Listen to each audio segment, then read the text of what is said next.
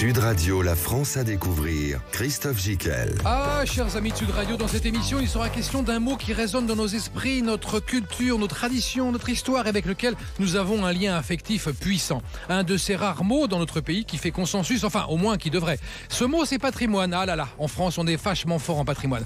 Patrimonium en latin, étymologiquement, c'est le terme qui désigne ce qui est hérité du père. Donc, c'est tout ce que nos anciens, nos aïeux, nos prédécesseurs ont bâti, construit, fabriqué, peint, sculpté dans notre pays et qui subsiste tant bien que mal protégé par nos soins. Enfin bon, on compte plus de 43 000 immeubles, maisons, demeures, châteaux, églises, chapelles, 300 000 objets mobiliers et 1400 orgues qui sont protégés par le statut des monuments historiques. Mais notre patrimoine, ce sont aussi les héritages du passé existant aujourd'hui et jugés dignes d'être conservés en l'état pour l'avenir. C'est beau. Un paysage, une chapelle oubliée par exemple, une langue régionale, une tradition, un savoir-faire, des pieds de vigne. Bref, le patrimoine, c'est aussi un cadre de vie. Et un cadre, ça s'abîme, donc ça se restaure et ça s'entretient, si on veut que la vie à l'intérieur continue d'être jolie. Bref, souvent de bonnes âmes et de belles volontés s'échinent avec pugnacité à le sauver, ce patrimoine. On va voir dans cette émission comment. Sud Radio, la France à découvrir. Christophe Gicquel. Eh bien justement, nous sommes avec Alexandra Sobczak-Romanski, présidente de l'association Urgence Patrimoine, créée en mai 2014. Bonjour, bonsoir Alexandra. Bonjour Christophe, bonjour à tous les auditeurs et les auditrices. Et c'est bien, vous avez retenu la leçon de faire court. Oui, ce qui n'est absolument pas ma spécialité. Parce que vous êtes très bavarde, mais c'est formidable. Oui. Nous avons Mélina Dessol aussi, conseillère municipale commune de Hondevilliers dans le 77, 280 habitants. Bonjour, bonsoir Mélina. Bonjour. Gilles Crémilleux est avec nous, maire d'Orpierre, Hautes-Alpes, 377 habitants à 40 km de Sisteron. Bonjour Gilles. Bonjour. Et Olivier Fury avec nous, propriétaire de l'ancienne chapelle du couvent des Augustins, chapelle des Pénitents à Montagnac dans l'Hérault, à 10 minutes en voiture de Pézenas, à 20 minutes de l'étang de Thau. Il fait beau là-bas? Oui, ça va, hein, il fait beau. Grand soleil, un peu de vent. Ah, voilà, bonjour. Bonjour Olivier. Alexandra Sobczak-Romanski, présidente de l'association Urgence Patrimoine, créée en mai 2014, 400 adhérents, plus d'une centaine d'actions engagées par an. On vous surnomme, enfin vous vous surnommez vous-même la Marie-Pierre Cazet du patrimoine. Rappelez-nous qui était Marie-Pierre Cazet. Alors Marie-Pierre Cazet, c'était l'actrice iconique, je pense tous les quinquas se souviennent d'elle, qui mettait du please sur une table et après qui avec son tablier et qui disait à la fin et je ne ferai pas ça c'est tant mieux parce que je ferai pas ça tous les jours. Et vous êtes bénévole dans l'association et vous faites ça tous les jours. Je fais ça tous les jours, 15 heures par jour, mais depuis combien? 9 ans? Depuis 9 ans. Depuis 9 ans. Voilà, c'est vraiment une passion et je pense un engagement qui me semblait nécessaire parce que donc votre boulot à vous, c'est de sauver le patrimoine, c'est-à-dire que des gens, des associations en France, partout dans les communes vous appellent et vous dites là il y a un problème, il faut une église qui va tomber, un truc, un machin, un bâtiment, un tableau, il faut faire quelque chose parce qu'on a essayé, on n'y arrive pas. Alors on nous appelle surtout pour éviter que les édifices soient démolis parce que avant de restaurer, il faut pouvoir sauver le patrimoine. Et comme je dis toujours, on pourra toujours soigner un blessé, on pourra jamais soigner un mort. Donc nous, notre mission première est de permettre à un maximum d'édifices de rester debout et de ne pas finir en tas de gravats, comme c'est malheureusement de plus en plus le cas sur l'ensemble du territoire. Et pourquoi vous prenez l'exemple de la grand-mère et de Catherine Deneuve? J'aime bien cet exemple que vous me racontez. Racontez-nous ça. Alors en fait, en France, on a plutôt tendance à mobiliser son argent et son attention sur ce que Madame Bachelot appelait les grands opérateurs, sur les grands édifices. On l'a vu avec Notre-Dame et la déferlante de dons, tant mieux. Et en fait... Alors j'ai le chiffre sous les yeux, là, 27 432 000 € ont été récoltés par 205 362 donateurs. C'est énorme pour Notre-Dame. Ah, c'est plus que ça. On frôle le milliard. Ah, vous êtes au milliard là. Oui, mais on est sur Paris là, uniquement sur Paris. Ah oui, voilà, sur Paris. Oui. Non, pas mal. Oui, c'est bien. On donne pour Notre-Dame. Et en fait, donc l'image que j'aime bien, essayer de montrer, c'est votre grand-mère est souffrante. Elle est gravement malade. Catherine Deneuve souffre de la même maladie. En fait, les gens ont tendance à plus donner à Catherine Deneuve et à laisser mourir leur grand-mère. C'est le patrimoine. C'est un peu ça le patrimoine. Exactement. Alors qu'on ne veut absolument aucun mal à Catherine Deneuve. Elle est d'abord en parfaite santé. Tout va bien. J'adore Catherine Deneuve. C'est un bon exemple. On a plus tendance à vouloir soigner quelqu'un qui est connu, les stars du patrimoine, que la petite église ou la petite chapelle ou le petit bâtiment qui est chez nous. Voilà. Et comment on l'explique ça? Alors bon, il y a beaucoup de mécènes et de sponsors qui préfèrent aller sur des grands édifices parce que leur image de marque, c'est vrai que quand Vuitton met ses bâches sur sur le Ritz ou je sais pas quel édifice parisien, c'est plus porteur que s'ils mettaient ça sur la petite chapelle des Deux-Sèvres. Voilà, mais je comprends pas pourquoi l'un n'irait pas sans l'autre. Moi, je pense que sincèrement, les grands doivent se mettre aussi au service des petits. Dans la vraie vie, on essaie de mettre en place plein de mesures pour les plus fragiles d'entre nous. Pourquoi on ferait pas la même chose pour le patrimoine, quoi? On va en parler avec Gilles Crémeilleux, qui est maire d'Orpierre, dans les Hautes-Alpes. 377 habitants. C'est une ancienne place forte protestante, un village historique, une image d'Épinal de la Provence, à 40 km de Sisteron. Alors, c'est un village qui est connu dans le monde entier. Pourquoi, Gilles? Pour les falaises et la naissance de la grimpe, cette passion actuellement dévorante pour la grimpe. Absolument. Est née dans les années 80 à Orpierre. Ça est connu pour ses sites d'escalade, ces très belles falaises. Vous êtes au sud des Hautes-Alpes, c'est un charmant petit village des Baronnies provençales qui est situé dans la vallée du Séan, à 12 km de la Ragne, c'est ça, hein? Voilà. Et c'est vraiment un joli petit village avec des jolies petites ruelles, un peu dans son jus historique, une cité historique de caractère. Alors qu'est-ce qui vous est arrivé, Gilles? Qu'est-ce que vous avez sauvé dans votre village et comment ça s'est passé? Écoutez, la première fois donc que j'ai entendu parler d'urgence patrimoine, c'était la municipalité précédente qui était aux commandes et une maison menaçait réellement de s'écrouler. Et les amis d'Orpierre m'ont dit, tiens, on va contacter Urgence Patrimoine. Bonne idée. Voilà, enfin, pourquoi pas, au point où ça en était, puisque finalement la municipalité avait fait le choix, comme les caves sont superbes, que notamment des films ont été tournés dans ces caves magnifiques, eh bien, la municipalité avait tranché en disant, écoutez, il n'y a rien à faire, on va la laisser, enfin, on va la faire écrouler et on remplira comme ça. Il n'y aura pas à emmener les gravats, ils rempliront les caves, ce qui était effectivement une tragédie pour le patrimoine dont parlait si bien Alexandra. Et donc, Urgence Patrimoine a lancé son appel au secours et un entrepreneur est venu là pour l'euro symbolique, mais c'est chargé en contrepartie de la consolider. Ça, c'était une première phase. Et puis, depuis que je suis maire et compte tenu de cette expérience positive, il y avait dans le village une très belle demeure du XVIIIe siècle, une maison de notable très grande, qui passe de main en main parce qu'elle est pas chère, parce qu'elle est en très mauvais état et donc pas chère, et qui passe de main à main avec des gens qui espèrent y faire des gîtes, et puis qui au bout de quelques mois jettent l'éponge. Et je me suis dit, moi, en tant que maire, ça ne peut plus durer parce que la maison continue à se dégrader et puis nous n'avons pas de solution. Et donc, j'ai dit à Alexandra Sobjaj, je lui ai dit, écoute, est-ce qu'on pourrait trouver quelqu'un qui ait les reins solides et qui ait une passion, bien sûr, pour le patrimoine et qui se charge de ce dossier. Elle m'a dit, pas de problème. Elle est comme ça, Alexandra. Elle dit toujours, comme ça, toujours immédiate, passionnée, machin. Envoie-moi des photos. Voilà. Donc, on lui a envoyé quelques photos, je le reconnais maintenant, plutôt flatteuses. Et elle a mis ça sur son site. Et de fait, parce qu'elle a un réseau très important de gens passionnés, de donateurs, plutôt aisés, c'est vrai, eh bien, l'un d'eux a dit, écoutez, moi... il a sauvé l'histoire. Et donc, il a acheté cette maison, il va la sauver, il va nous aider à la restaurer. Là, nous sommes dans la phase où l'achat a été signé, maintenant les choses sont engagées. Maintenant, il faut un projet pour cette maison. C'est d'ailleurs ce que j'apprécie dans ce donateur, dans ce mécène. C'est que sa première question, ça a été de dire, mais monsieur le maire, moi, c'est clair, je vais vous aider à la restaurer, mais je veux qu'il s'y passe quelque chose, et je veux qu'elle s'auto-gère ou s'auto-finance par la suite. Donc nous sommes sur ces projets-là. Très bien. Alexandra, comment vous trouvez, quels sont vos réseaux? C'est les pages Facebook, c'est LinkedIn, c'est Instagram, c'est quoi vos réseaux?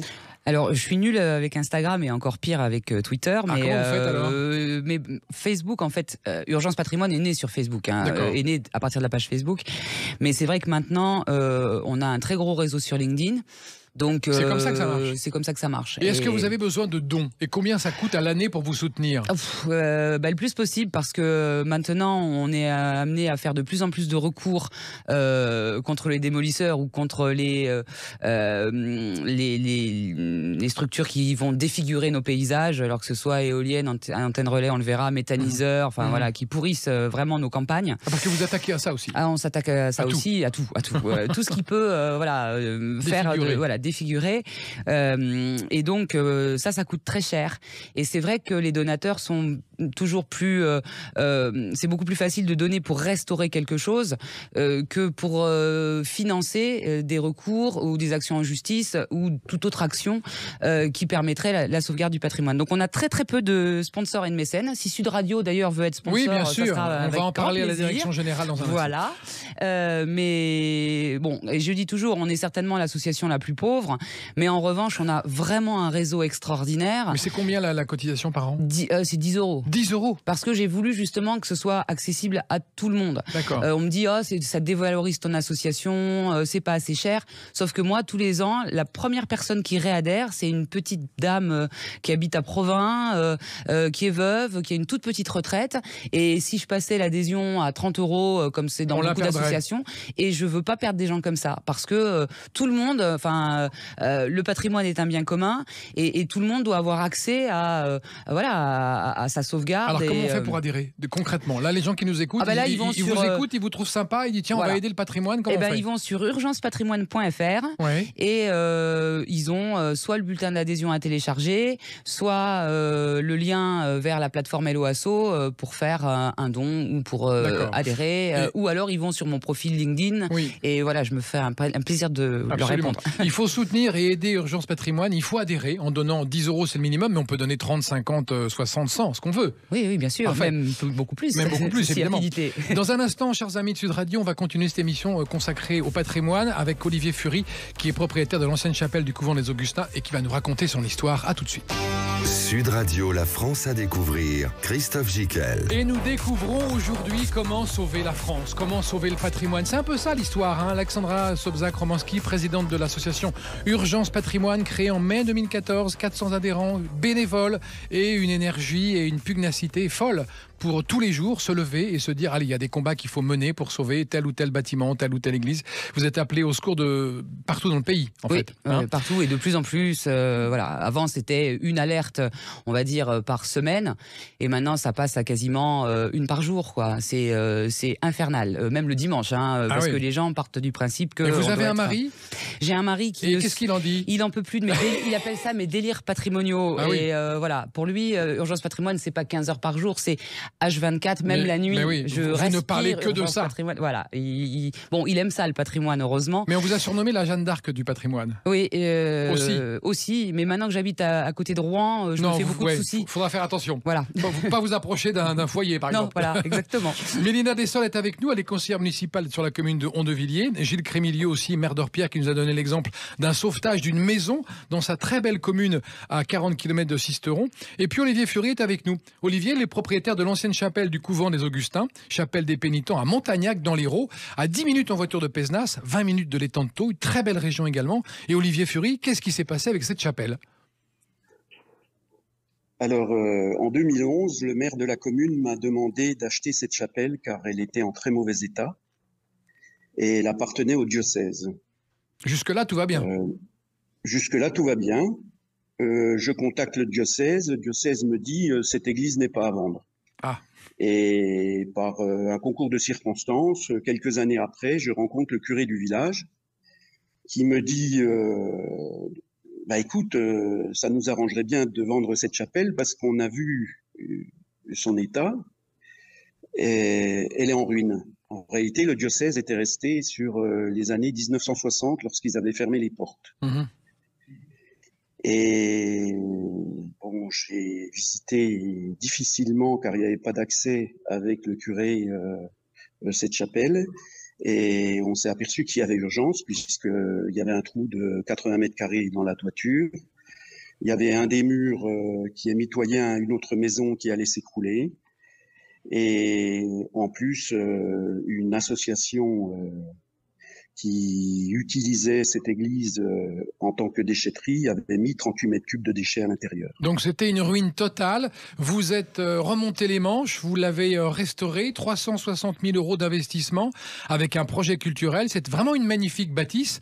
Et puis là, on vous reproche d'avoir fait les travaux sans autorisation. Et là, c'est le drame, c'est patatras, le ciel vous tombe sur la tête et on ne vous envoie que des problèmes. Voilà, en réalité, on a travaillé pendant 7 années à l'intérieur. Pour vous dire l'état de cette chapelle, c'est qu'on nous l'a vendue 10 000 €. 10 000 €, c'est même pas 10% du terrain constructible ici. Ah oui. Donc, on nous l'a vendue, tout le monde était content. J'ai eu le prix de la ville de Montagnac en 2017 pour la rénovation que nous avons fait.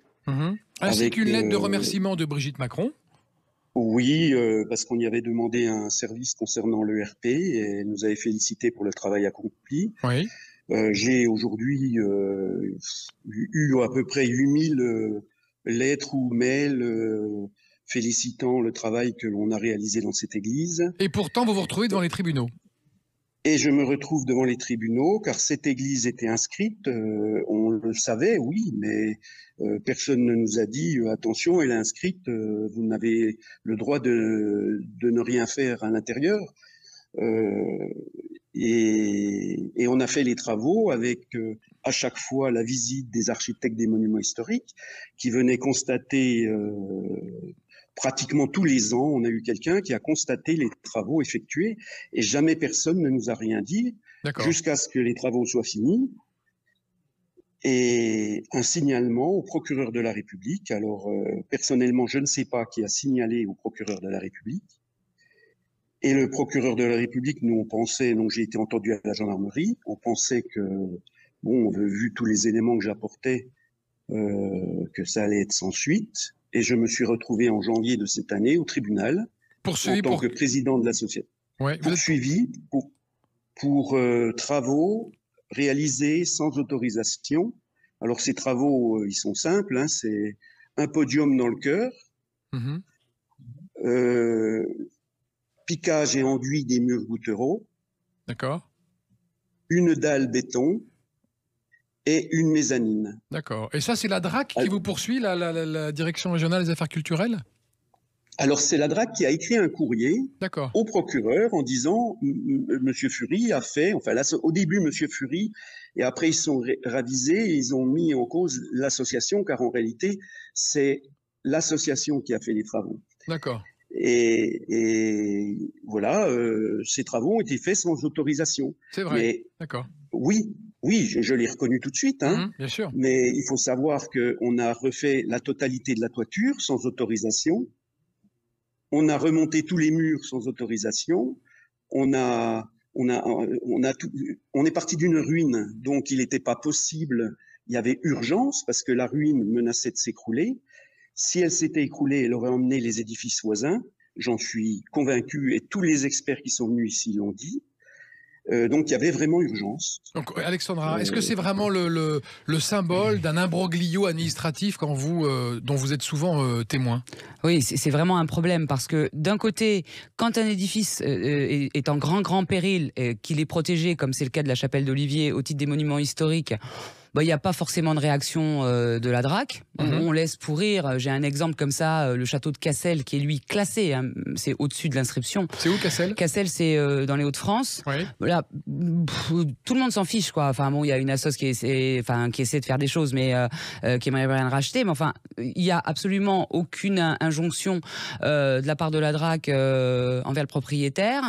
Et là, quelqu'un, certes, qui n'a pas respecté la loi, qui n'a pas demandé l'autorisation, restaure de façon quand même extrêmement gracieuse, esthétique. Enfin bon, il n'y a pas de choses, enfin il n'y a rien qui choque. Enfin moi je trouve que la restauration est très bien faite. Et là, on va lui chercher des poux dans la tête. Moi, ce qui est important, c'est de rappeler qu'Olivier Fury n'a pas demandé un centime d'argent public. Un édifice qui est inscrit, on peut avoir, espérer jusqu'à 30% de subventions publiques. Lui, il a rien demandé du tout. Donc, il a tout payé de sa poche. Il a tout payé de sa poche, il a tout fait. En plus, sous la surveillance quand même des architectes. Qui sont venus régulièrement. Il y a quand même des gens qui sont passés. C'est pas comme s'il avait fait ça en catimini. Donc tout le monde était au courant. Pourquoi d'un seul coup, au bout de, maintenant que la chapelle est quand même en état et sauvée, on lui demande de tout démolir, quoi. Ah oui, on lui demande ça. Ah oui, on lui demande ça. De démolir ce qu'il a fait. Voilà, on lui demande de démolir ce qu'il a fait. Donc le béton, tout ça, voilà, le podium. La mezzanine, enfin tout ce qu'il a fait. Mais à ce moment-là, et je comprends la réaction d'Olivier, bon, qui est un peu exagérée, mais je pense que je réagirais exactement comme lui.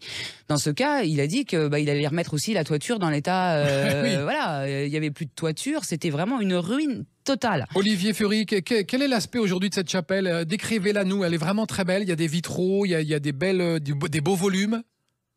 Alors, il y a des beaux volumes puisqu'elle fait 450 mètres carrés au sol. Ah oui. Elle fait 12,50 mètres en hauteur sous plafond. Magnifique.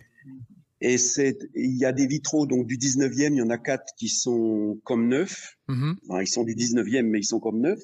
Et il y a 2 vitraux qui sont du 16e siècle, qui, eux, auraient mérité d'être classés, d'après des intervenants qui sont venus dans cette église, mais qui sont ignorés par tout le monde. D'accord. C'est vraiment des vitraux qui ont été protégés par une bâtisse qui est à côté de l'église, et ils sont remarquables. Et aujourd'hui, qu'est-ce que vous voulez en faire de cette chapelle?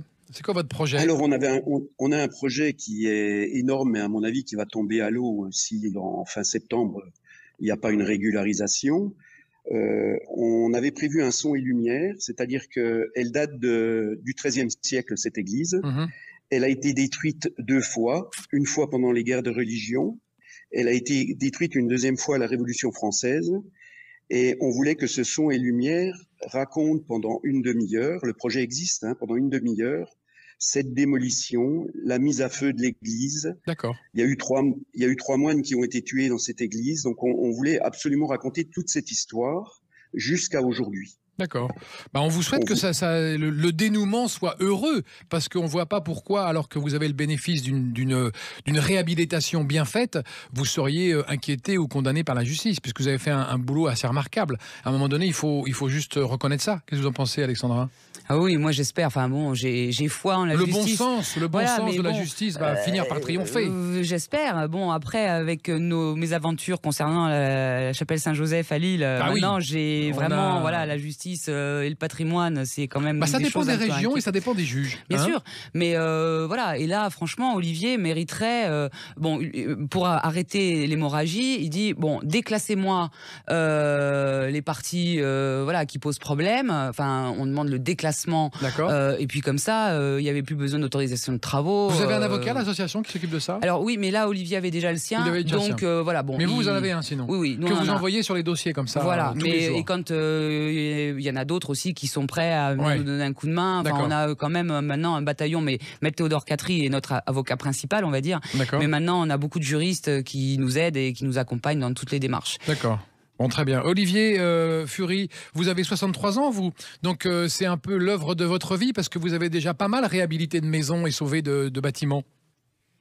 Oui, j'ai déjà réhabilité plusieurs maisons, notamment dans un village dans l'est de la France où le maire, à la fin de la rénovation, a dit que c'était une des plus belles maisons du village, alors qu'il voulait en faire un parking. Oui. Et c'est la première fois que je m'attaquais à un bâtiment inscrit, mais ce que je reproche, c'est que jamais on nous a averti des risques. Et parce qu'il y a des risques quand même qui sont très importants. On nous demande quand même de démolir les travaux sans autorisation. Si on écoute et on lit le jugement, alors là, le dernier jugement a été en notre faveur, puisque maintenant on ne demande plus qu'une saignée dans le béton ciré. Mais au départ, on nous demandait de tout démolir, donc y compris la toiture. D'accord. On va marquer une pause avec vous, Olivier. On va se retrouver dans un instant et on va surtout écouter aussi Mélina Dessol qui va nous parler d'un autre problème patrimonial aussi, qui est plutôt paysager. On en parle dans un instant, à tout de suite. Sud Radio, la France à découvrir, Christophe Gicquel. Et aujourd'hui, dans la France à découvrir, on voit comment sauver la dernière maison close à Tours, le dernier bateau lavoir en Mayenne, une maison médiévale de village, une ancienne boucherie dans les Deux-Sèvres. Comment on peut faire justement pour s'attaquer à tous ces petits problèmes de nos régions qui viennent vers vous, Alexandra? Il y en a beaucoup, hein? Il y en a beaucoup. Alors la première chose à faire, c'est du bruit. C'est étonnant, voilà, parce qu'on fait du bruit, voilà, et je pense qu'on le fait bien. Et là, ça bouge, ça bouge. Voilà, c'est important. Et c'est un jour un préfet qui m'avait dit, vous savez, Alexandra, le meilleur ami du patrimoine, c'est le bruit. Et donc faites du bruit. Et c'est vrai qu'on a sauvé beaucoup de choses. C'est sympa, simplement. Ouais, très sympa. Il est plus préfet maintenant, mais voilà, il a de hautes fonctions, mais c'était très sympa. Et c'était parce que parfois j'étais un peu, je me disais, voilà, j'en fais peut-être un peu trop, peut-être que les gens, voilà, le côté Jeanne d'Arc ou un peu harpie sanguinaire, passionnariat. Voilà, passionnariat. C'est pas un mot péjoratif pour moi, mais il y a beaucoup de gens qui l'emploient de façon un peu péjorative. Mais voilà, et franchement, on a constaté, on a eu de très bons résultats, simplement grâce au bruit. Alors, on va dire qu'il y a 90% des édifices qu'on a sauvés ou qu'on a tenté de sauver, où ça a fonctionné grâce simplement à ça. Après, il y en a, 10% où il vaut mieux se taire. Il faut faire les choses un peu en catimini. C'est bien de sauver. C'est pas seulement sauver des bâtisses qui menacent de s'écrouler, c'est aussi leur redonner un sens, une deuxième vie. Comme par exemple à Orpierre, on veut en faire un... C'est quoi votre projet, monsieur le maire Gilles Crémilleux, à Orpierre, de la maison que vous avez sauvée, la belle maison bourgeoise? Écoutez, on travaille sur un concept multi-activité, mais avec peut-être un axe original.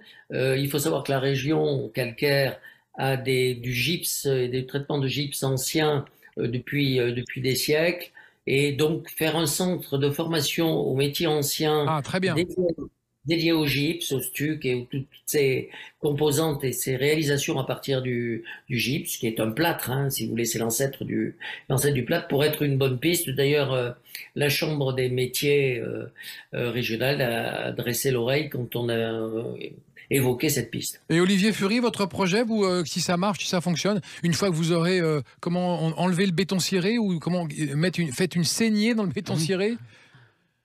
Oui, on va pas le faire, puisqu'en réalité, il a fallu nous condamner à quelque chose, donc on nous a condamnés à ça. Ouais. Mais en réalité, ce qu'ils appellent saigner, c'est des joints de dilatation. Et l'entreprise qui a fait ce béton ciré avait fait ça dans les règles. Elle a fait des joints de dilatation, donc ils existent déjà. Ouais. Le souci, c'est que personne ne se déplace. On ne répond pas à mes courriers. J'ai écrit au moins 200 courriers, que ça soit à la DRAC, à tout le monde, au préfet, au ministre, à tout le monde. On ne m'a jamais répondu. Je crois même que si j'avais pas rencontré Alexandra, l'église n'existerait plus aujourd'hui, puisqu'un jour j'étais tellement déprimé, je lui ai dit je vais prendre la tronçonneuse et je vais tout découper. Non, il faut pas faire ça, Olivier. Il faut garder espoir, il faut continuer à se battre, comme avec Alexandra le fait depuis tous les jours, tous les matins. Prenez exemple sur elle, vous voyez, c'est une passionnariat, une Jeanne d'Arc, et il faut faire pareil. C'est comme j'ai dit, c'est peut-être grâce à elle si l'église est toujours là maintenant. Absolument. Merci, c'est gentil, Olivier. Et votre projet, Olivier, pour cette église? Alors notre projet, on a donc un son et lumière qui sera très important et à mon avis très joli, mais également on a des expositions de peinture, on a de grands peintres du monde entier qui nous ont déjà confié l'étoile pour faire des expositions. Un lieu culturel donc. C'est un lieu culturel et ça n'a pas été fait en cachette. C'est un projet qui est avec la mairie de Montagnac. Ça fait déjà, notre maire est à son 2e mandat. On en a parlé à son 1er mandat. On doit faire un musée assez important sur les pénitents blancs, sur les Augustins, sur une personnalité de Montagnac également qui a existé et qui a été propriétaire de l'église également il y a à peu près 50 ans. Bon, on vous souhaite de mener à bien ce projet, de réussir et de trouver finalement une oreille attentive à la DRAC, dans la justice aussi, pour sauver ce projet. On vous le souhaite en tout cas humblement et fortement. Et on rappelle pour les dons, Alexandra, que c'est 10 € par an, mais qu'on peut donner beaucoup plus à votre association parce que vous en avez besoin. Exactement. Alors, juste, je rebondis sur ce que vient de dire Olivier, parce qu'on n'y pense jamais. Oui. Mais une de mes principales fonctions, c'est essentiellement d'être un peu cellule de soutien psychologique. Les gens qui portent un projet comme ça, quand il y a des difficultés, et je le rencontre vraiment tous les jours, les petites associations locales qui sont parfois démunies devant les problèmes administratifs. Enfin bon, il y a tout un. Ils ont besoin d'une écoute. Et c'est vrai que voilà, des fois c'est long, c'est compliqué. patrimoine, Voilà. Alexandra Sobczak-Romanski. Voilà, J'écoute. C'est ça. Et c'est des heures au téléphone. Voilà, c'est des heures au téléphone et c'est très prenant et c'est fatigant, mais c'est passionnant. Oui. Voilà, mais ça fait partie aussi du volet de notre mission, parce que les gens ont besoin d'être écoutés et on est, concernant le patrimoine. Comme il l'a dit aussi, personne nous écoute. Enfin, les administrations écoutent rien. Pas souvent. Voilà, pas souvent. Donc, on a besoin comme ça d'être un peu porté, soutenu. Mais heureusement que vous êtes là en boosté. tant que citoyen pour faire bouger le cocotier. Mais hein. c'est ce qu'on dit. Voilà, on est une association citoyenne. On fait on fait pas de politique. On n'est pas. Il y a vraiment que des citoyens. Et ça de intéresse droite, de les gauche, jeunes. Ça intéresse les jeunes. Ouais. De plus en plus. Parce et que ça, souvent on est c'est- lié le patrimoine à cette image dont on parlait en préparant cette émission naphtaline. de naphtaline, de vieux réacs de droite qui protègent le patrimoine. Alors pas du tout. Bien Il y a sûr. des jeunes gens qui sont pas forcément avec des idées politiques bien ancrées, mais qui ont envie de sauver les vieilles pierres. Bon, il y a des jeunes réacs de droite aussi. Aussi, là, oui, mais- bien sûr. voilà. Mais il y a des jeunes Mais de gauche, d'extrême gauche, exactement. partout. Un des derniers dossiers importants que nous avons porté, c'était contre la démolition du château de Louvral. Bon, la personne qui m'a alerté, NUPES, voilà, mais nous, on s'en fiche, quoi, l'étiquette politique. Bien sûr. Chez les démolisseurs, il y a de tout. Il faut sauver. Voilà. De toute façon, le patrimoine, les vieilles pierres, les vieux bâtiments, ça parle à tout le monde. Exactement. Un jeune qui a 20 ans, il peut rester admiratif devant la construction, se dire waouh, comment on a fait ça, quoi. Bien sûr. Bon, après, il faut les éduquer. On a une tout jeune de petit. 20 ans qui nous écoute dans le studio, qui est spectatrice. Tu as 20 ans, Nina, hein. Et le patrimoine, ça te parle? Elle a dit oui. Vous voyez, 20 ans, elle dit c'est important le patrimoine, les vieilles pierres. Non, mais vraiment, il y a un espoir là. On sent que depuis 4-5 ans, il y a une jeunesse qui se lève et qui a vraiment envie de cette espèce, qui a ce besoin de transmission. Vous allez enfin pouvoir vous reposer un peu. Pas tout de suite, je pense encore, parce que faut être fou furieux quand même pour Ouais, faire ça. c'est ce que comme me ça. disait votre mari hors antenne. Voilà, exactement. Mélina Dessol, vous êtes conseillère municipale sur la commune de Hondevilliers dans le 77. 280 habitants ou 260? 260, non? 260 habitants, oui, oui. Et vous avez appelé Mélina, vous avez appelé Alexandra et la fondation, l'association Urgence Patrimoine pour quel problème? Pour l'installation d'une antenne relais voilà. par Free Mobile sur notre territoire. D'accord. Il y avait déjà une antenne relais posée sur le château d'eau de la commune, mais Voilà, oui. un autre opérateur a décidé d'en poser une deuxième à côté, pas loin, de façon un peu saugrenue. Et là, vous vous êtes dit, les habitants, on n'est pas d'accord. Exactement. Alors, il faut savoir que Free Mobile avait prévu d'installer cette deuxième antenne relais à 300 mètres à vol d'oiseau de la première, en plein milieu d'un champ. Donc, ils ont déjà déposé un premier permis de construire qui a été refusé par le maire de la commune. D'accord. À partir de ce moment-là, il y a eu énormément d'échanges téléphoniques entre le maire et la représentante de Free Mobile pour travailler sur un meilleur positionnement de cette antenne relais, puisque nous ne nous opposons pas forcément à l'installation des antennes relais, mais c'est plus sur sa localisation que posait le problème. Donc, dans notre législation communale, il est stipulé qu'une telle élévation doit être à proximité d'un massif boisé ou au moins d'un bâtiment d'une hauteur à peu près équivalente, de façon à ce que la nouvelle construction puisse se fondre dans un paysage déjà existant. Et là, c'est pas le cas. Eh ben, c'est pas le cas, puisque Free Mobile a décidé de poser un deuxième permis de construire, où effectivement l'antenne relais a légèrement bougé, on va dire 200 mètres, mais pour se mettre juste au pied d'une ferme briarde. Voilà, qui est en plein milieu de nulle part, en plein milieu d'un cône de vue. C'est quoi un cône de vue? Alors, un cône de vue, c'est un espace dégagé pour l'œil où on n'a aucune rupture paysagère. D'accord. Voilà, Un panorama, quoi. Enfin, un panorama, si vous voulez. Oui, oui. Alors, on est sur un territoire qui est entre un plateau et la vallée du Petit Morin, ce qui fait qu'on a un territoire qui a des paysages assez remarquables, qui ont été reconnus comme tels par les personnes qui mettent en place la charte du parc naturel régional de la Brie. D'accord. Et est-ce que vous avez obtenu gain de cause? Est-ce que finalement, vous savez si ça semble bon ou pas bon, cette implantation d'antenne? Alors, on ne sait pas du tout. C'est Donc, pas du tout. Non, le deuxième permis de construire a aussi été refusé par le maire. D'accord. Et nous avons reçu en mairie un une procédure au tribunal administratif, puis un jugement au tribunal des référés, donc une semaine après avoir reçu ce courrier. Donc c'est à ce moment-là où nous avons appelé Urgence Patrimoine à l'aide parce qu'on ne savait vraiment pas quoi faire. Qu'est-ce que vous avez fait, Urgence Patrimoine, Alexandra? J'ai envoyé mon avocat parce que moi non plus, je ne savais pas quoi faire. Ouais. Non, mais en fait, on venait de... on parlait de LinkedIn tout à l'heure. En fait, on venait de gagner justement une affaire contre Orange, voilà, comme ça on cite tout le monde, dans un petit village de l'Eure. Et Mélina a dû voir passer mon article, Victoire, elle m'a contacté et je lui ai dit écoutez, je vais vous envoyer l'avocat qui a eu la peau d'orange. Et puis très bon jeu de mots, et on va voir ce qu'on peut faire. Donc en plus la commune est toute petite, a peu de moyens. Donc le premier recours c'est nous qui l'avons financé. C'est pour ça qu'on a besoin de sous pour pouvoir venir en aide comme ça à des petites collectivités qui n'auraient pas forcément les moyens. Bon, on va vraisemblablement continuer. Urgencepatrimoine.fr. Voilà, urgencepatrimoine.fr. Le bulletin d'adhésion est en bas à droite ou à gauche, au centre. Au centre. Voilà. Sinon, page Urgence Patrimoine sur LinkedIn ou sur Facebook. Mais voilà, donc on lutte aussi, la sauvegarde du patrimoine. C'est aussi la sauvegarde du patrimoine paysager. Mélina l'a très bien expliqué. Quand vous avez une étendue à perte de vue dans la vallée du Morin, c'est quand même plus sympa de voir cette vue.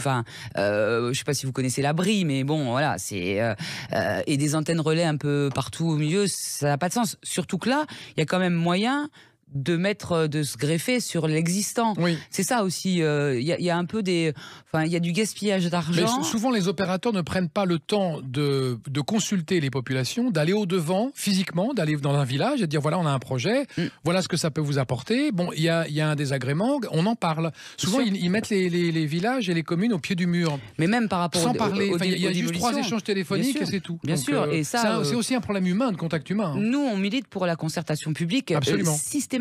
Pour tout. On est bien d'accord.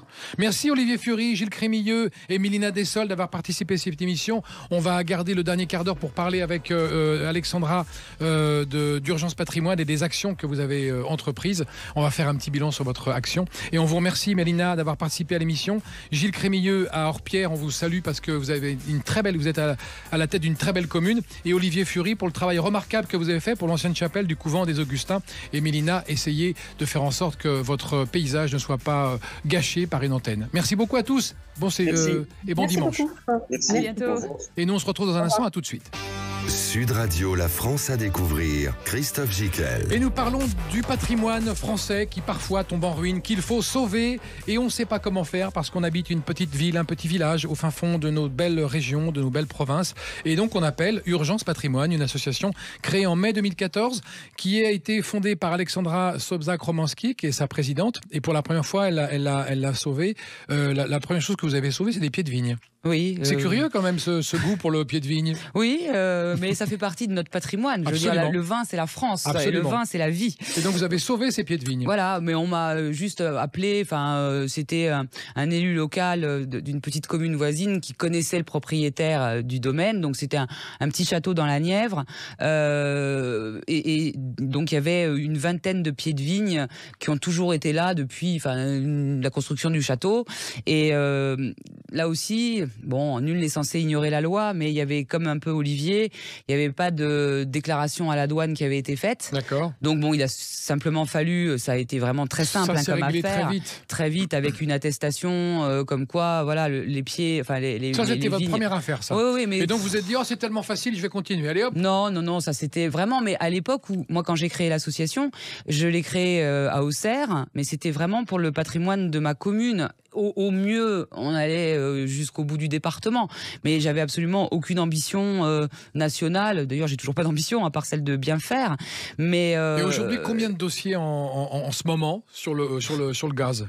Là, sur le gaz, on doit avoir une bonne vingtaine de dossiers intenses. D'accord. Et après, des petites choses qui demandent, pour lesquels on a du temps. D'accord. Donc 20 voilà, dossiers à s'occuper en voilà, ce moment. 20 Et depuis 9 ans, urgences. depuis 9 ans, vous avez combien de dossiers qui ont été Je sais pas, menés à leur terme? Menés à leur terme, vraiment des sauvegardes d'édifices, on en a dû une quinzaine, quoi. C'est pas glorieux comme chiffre, Bah non, mais c'est très bien, ne serait-ce qu'un déjà. Et voilà, mais on espère faire mieux. Si on a des sous, on pourra aller encore plus loin, plus fort. Voilà, on pourra faire plus de recours. Mais quelle est l'affaire qui vous a le plus marqué, la chose que vous avez le plus aimé défendre et sauver? Alors, la chose que j'ai le plus aimé défendre et pas sauver, c'est la chapelle Saint-Joseph. Ah oui. J'en porte encore les stigmates, je suis complètement traumatisée. Rappelez-nous cette histoire en 2 mots. En 2 mots, Alexandra. Hein. 2 mots, oui, on va essayer. Parce qu'il ne reste plus que 10 minutes. Donc, je tombe sur un article de presse de La Voix du Nord qui indique que la chapelle Saint-Joseph à Lille va être démolie. Je contacte un de mes amis sur place qui est architecte des monuments historiques et je lui dis, mais c'est toute la chapelle ou c'est juste le petit truc derrière?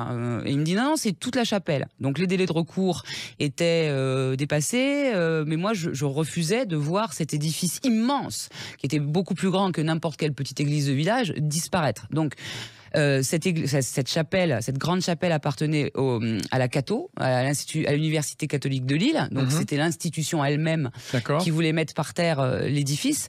Et donc, le jour même, j'ai lancé une pétition. J'ai travaillé là-dessus jour et nuit pendant 15 jours. Donc, tout de suite, Stéphane Bern est venu à notre secours. Enfin, il y a eu vraiment un engouement. Une belle énergie autour de ça. Beaucoup de gens sont venus, notamment Yves Gégaud, qui à une époque avait dit il faut faire une loi pour empêcher la démolition des édifices religieux. Et donc, en 15 jours de temps, j'ai appelé ça la Blitzkrieg. En 15 jours de temps, on a réussi on pensait avoir sauvé la chapelle. C'est-à-dire que Franck Riester, donc qui était à l'époque le ministre de la Culture, a dit stop, on arrête tout, on se met autour d'une table et on réfléchit comment accompagner l'université catholique pour réhabiliter et pour ne pas démolir. Et donc Stéphane Bern m'avait même appelé, mais mon mari refuse que j'ai des coups de fil après 20h le soir. Il donc a raison. Compris, voilà. À un moment donné, il faut s'arrêter, Alexandra. Et donc, j'avais ce message plein d'espoir de Stéphane Bern. Et moi, je lui ai dit le lendemain, vous savez, Stéphane, je suis comme saint Thomas, je crois que ce que je vois, tant que je n'ai pas un écrit, j'ai des doutes. Et il y avait une réunion prévue entre les porteurs de projets, enfin, entre l'Université catholique de Lille, Junia, qui était l'école d'ingénieurs qui allait s'installer là, et Franck Riester, mais c'était sans compter sur le remaniement ministériel. Et le jour où la réunion devait avoir lieu, c'était le jour de la passation de pouvoir entre Franck Riester et Roselyne Bachelot. J'avoue, honteusement maintenant, avoir bondi de joie à l'annonce de la nomination de Madame Bachelot. Je croyais vraiment en elle. Je m'étais dit, voilà, super, Roselyne va nous sauver Saint-Jean. Ah, pas du tout. Et on a compris plus tard là, tout ce qu'elle a raconté en début d'année 2023 au sujet du patrimoine religieux du 19e. On sent bien qu'elle a on peut parler de haine, une aversion voilà, pour ces édifices qui pour elle n'ont aucun intérêt. Voilà, donc elle m'a mis Saint-Jean par terre. Je la tiens vraiment entièrement pour responsable. Et en fait, donc Saint-Jean a été démoli. Saint-Jean a été démoli par les pelleteuses. Par les pelleteuses. Donc 2 recours, la Cour de cassation. Donc à chaque fois, on s'est fait dégager. On a été condamné à payer une amende, un peu comme Olivier. Voilà. Et ce n'est pas terminé parce que il y a 15 jours, j'étais encore au tribunal de Lille pour le recours au fond, parce qu'on avait déposé à l'époque, il y a 2 ans, un recours au fond, et la justice étant, les délais étant ce qu'ils sont, notre avocat est encore allé défendre la chapelle. Saint-Jean, c'est un dossier plus ou moins clos. Oui. Comment on peut vous aider aussi? Est-ce que vous faites des cagnottes pour sauver tel ou tel édifice? Oui, on fait des petites cagnottes pour rendre service parfois aux porteurs de projets qui ne peuvent pas bénéficier de défiscalisation parce qu'ils ne sont pas reconnus d'intérêt général. On leur fait leur campagne de dons. Donc ça a été le cas pour la station du Coteau. Alors ça, c'est un projet que j'adore. Alors vite, la station du Coteau. Voilà, c'est une station-service sur la Nationale 7 à côté de Roanne. Un projet porté par une bande de papis absolument extraordinaire. En fait, c'est une station-service dans son jus depuis les années 60. Voilà, c'était en friche complètement, c'était vraiment dans un état avec toute la signalétique de années 60. Hein. Voilà, c'est un retour dans le temps, enfin c'est extraordinaire, une énergie, une passion de la part de ces bénévoles. Enfin, vraiment, ils devraient avoir la médaille du mérite ou de je sais pas quoi, parce qu'ils ont vraiment été héroïques dans cette restauration. Et personne n'y croyait au début, hein, même la mairie, tout ça, regardait ça d'un œil. Et après, voyant l'engouement, ils ont un groupe Facebook avec plus de 100 000 personnes. Enfin, c'est un truc de fou. Ouais. Et donc, on a fait la cagnotte, on a fait la souscription pour eux. Et vous les avez sauvés. Et bon, on les a pas sauvés, ils se sont sauvés quand même tout seuls, mais on a contribué, et notamment à leur donner de la visibilité. Et aujourd'hui, la station est sauvée, restaurée. Il va y avoir donc aire de pique-nique. Enfin, ça sera vraiment un lieu vivant, sympathique. Et j'invite tous les gens qui passent dans ce coin-là à aller les voir parce qu'ils y sont tous les jours. Ils rigoleront, ils boiront du bon vin. Et à votre santé. Et à la santé du patrimoine. Et à la santé de Sud Radio. Est-il vrai que vous parlez d'une vague de patrimonicide ? Oui, alors c'est peut-être un mot un peu fort, mais c'est moi qui ai inventé ce terme parce que on tue le patrimoine en France. On tue le patrimoine. Alors que, bon, je l'ai dit récemment, en Ukraine, on déplore la perte de plus de 200 édifices. Nous, on n'a même pas besoin de la guerre pour les perdre, on les démolit tout seul. C'est-à-dire qu'on a l'impression, à certains endroits, que tout ce qui n'a pas été détruit pendant la guerre, on prend un malin plaisir à le détruire aujourd'hui. Et alors qu'il y a vraiment des réhabilitations qui sont faisables. Alors à chaque fois on nous dit la réhabilitation coûte beaucoup plus cher, ce qui est faux. Même si à un moment elle peut coûter plus cher, il y a une pérennité qui est bien différente d'un immeuble neuf qui lui va peut-être durer 10 ans sans désordre et qui après va s'écrouler de partout. Donc restaurer un édifice et lui donner une seconde vie, ça le fait repartir pour 100, 150 ans, voilà, 200 ans, pour 3 générations. Et ça permet de rester un marqueur fort de l'identité du territoire. Et c'est pour ça aussi qu'on se bat. Parce que si on écroule tout et qu'à la place on met des maisons à toit plat ou des immeubles de 5 étages en béton et bois ou alu, on va vers une France lisse et défigurée. Et on échangeait sur le sujet tout à l'heure. Les touristes du monde entier ne viendront pas en France pour visiter nos parkings, nos zones pavillonnaires, nos champs d'éoliennes. Il n'y a pas que Notre-Dame de Paris à sauver dans ce pays. Bien sûr qu'il y a Notre-Dame, mais il y a aussi tout un tas de petits édifices. Des petites Notre-Dame, il y en a partout. Et ce n'est pas que du patrimoine religieux que vous voulez sauver, c'est du patrimoine c'est du patrimoine industriel. On parlait tout à l'heure de la dernière maison close de Tours, du bateau lavoir en Mayenne, d'une maison médiévale de village, d'anciennes boucheries dans les Deux-Sèvres. Et il y a aussi les maîtres verriers qui sont en danger. Racontez-nous. Oui, alors là, on a été appelé... Ça, c'est pour un savoir-faire. Voilà, c'est pour un savoir-faire. On a été appelé au secours justement pour booster la visibilité, pour donner vraiment de l'ampleur à leur mobilisation. Donc, dans notre réseau, on a beaucoup de maîtres verriers. Et, donc, j'ai été contactée et pour... booster leur pétition, parce qu'en fait il y a une réglementation européenne qui vise à supprimer l'usage du plomb même dans les métiers d'art. Donc on se retrouverait sans possibilité de restaurer tous les vitraux que nous avons en France, dont ceux de Notre-Dame d'ailleurs, parce que cette réglementation interdirait l'usage du plomb mais ne donne pas en échange une matière de substitution. Donc il a fallu mobiliser... Mais à quel moment on se rend compte, quand on pond un truc comme ça, que c'est absurde? À quel moment il y a une cloche qui s'allume et le gars qui a imaginé ça se dit non, finalement je vais pas le faire. Mais je crois jamais. En fait, je pense que beaucoup de lois ou de réglementations sont faites par des gens qui sont à des années-lumière de la réalité de terrain, et on se retrouve dans des situations comme ça complètement ubuesques, parce que il y a les maîtres verriers, mais il y a aussi les zingueurs. Enfin, il y a tout tous les métiers beaucoup de métiers de la restauration du patrimoine qui sont touchés par cette réglementation. Donc il y a François-Xavier Bellamy qui s'en est vraiment beaucoup occupé et donc qui a réussi à calmer le jeu. Et déjà la réglementation, l'échéance a été différée. Mais là, ils sont en train de chercher autre chose. Alors pour baisser le taux de plomb dans les ateliers, mais là ce qui conduirait à ce qui est plus de salariés en fait dans les petits ateliers. C'est-à-dire que seuls les patrons, on pourrait être artisan ou soit auto-entrepreneur, enfin en entreprise individuelle ça fonctionnerait, mais on ne pourrait pas embaucher. Et donc là, ça s'adresse effectivement, la réglementation, il y avait une dérogation possible à condition qu'on donne 200 000 € de caution. D'accord, donc c'est encore plus absurde qu'absurde. Que des grosses boîtes, voilà. Il nous reste 40 secondes. Alexandra Sobczak-Romanski, présidente de l'association Urgence Patrimoine. On rappelle que vous êtes spécialisé dans la sauvegarde du patrimoine non protégé, ce que vous appelez, vous, le patrimoine de proximité dans nos villes et nos régions. Lancez votre appel aux dons. On vous écoute parce que je sais que vous êtes doué pour ça.